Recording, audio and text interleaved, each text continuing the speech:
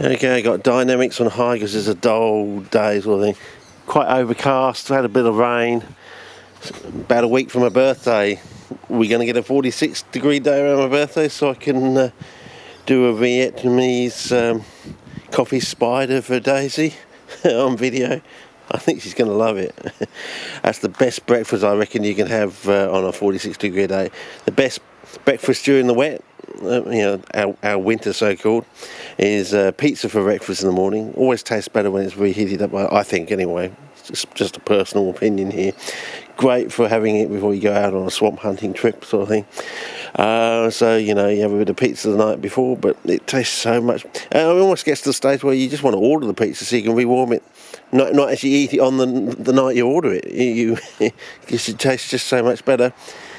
The next morning, there's a nice warm, nourishing and gross breakfast to get you revved up and going on a swamp hunting trip. So I just warn you, I'm doing things differently this year. I just thought I'd better warn you. I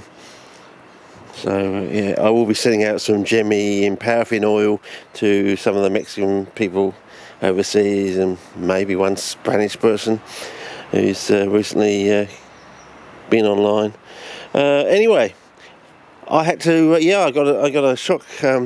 One of the pots was sitting in this pool puddle of water here. So I was watering the pots. It was milling around here and just staying there. It was sitting there for quite a few hours. In this water thing. So I've shifted pots around slightly. So this one certainly is attracting some flies. So that's quite good, and they're milling around there, as you can probably see. So whether I'm going to get the full benefits at the moment, I don't know. Whether this colouring down the base was a disease problem. It was sitting in the water and I didn't realise. But the fly traps, let's go to Spot Cullen. Alright, and over there, and that one sort of, I think it's putting out adventitious roots. I noticed one or two just below the surface, so hopefully when they establish themselves it'll kick off, hopefully.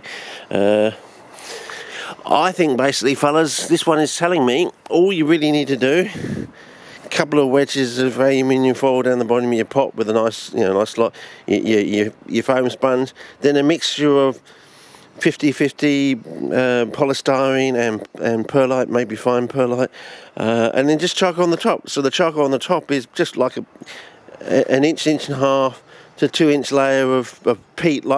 So basically the poly and the perlite is acting as though it was the old quartzite sand, probably getting to this stage here very, very quickly, where you're filling up all the sand or the perlite with reductive flammable gas, so you're reducing it.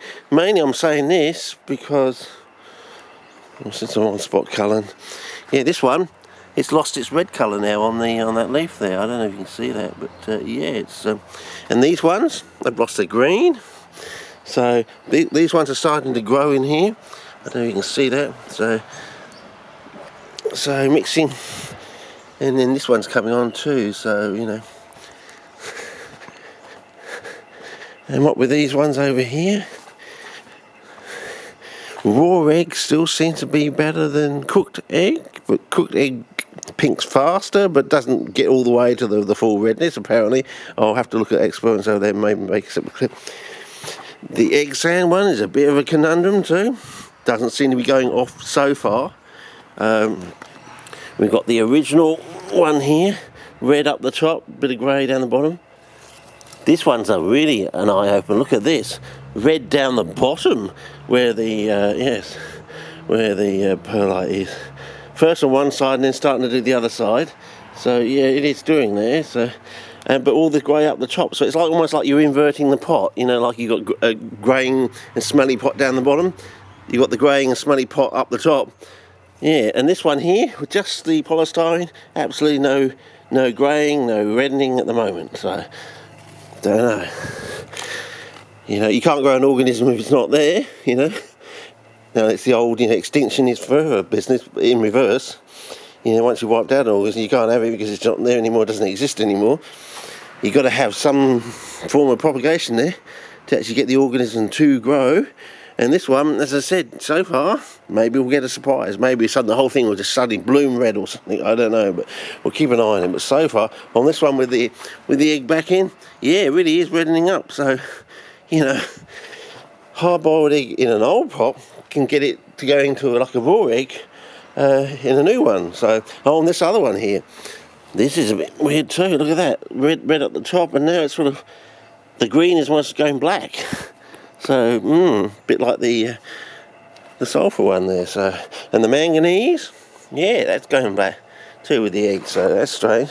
Whereas the aluminium one there, but the aluminium and manganese still okay. So, you know, so maybe we're going to have to look at copper and aluminium or something together. Maybe that's where we're going to get the super blooming of cyanophyta. I don't know, but we'll keep plugging away. But as I said, I think the basic premise or idea is going to be with 45 seconds on the card. I don't think you need to use the egg at all, fellas. I don't think so. I think you just need to have the charcoal as the primer on the top, acting as though it was somehow peat or coir in a way, and all the work is done by the polystyrene and the perlite underneath. The polystyrene generating, so you've got a dynamic equilibrium via les châtelets, via the aluminium, keeping the polystyrene ticking over at a nice steady rate, keeping it all nice flush with reductive flammable gas, keeping the organism happy, and that's all you really need. And then the plants grow from that. So whether there's some clandestine nitrogen fixation going on there via the organisms on the atmosphere,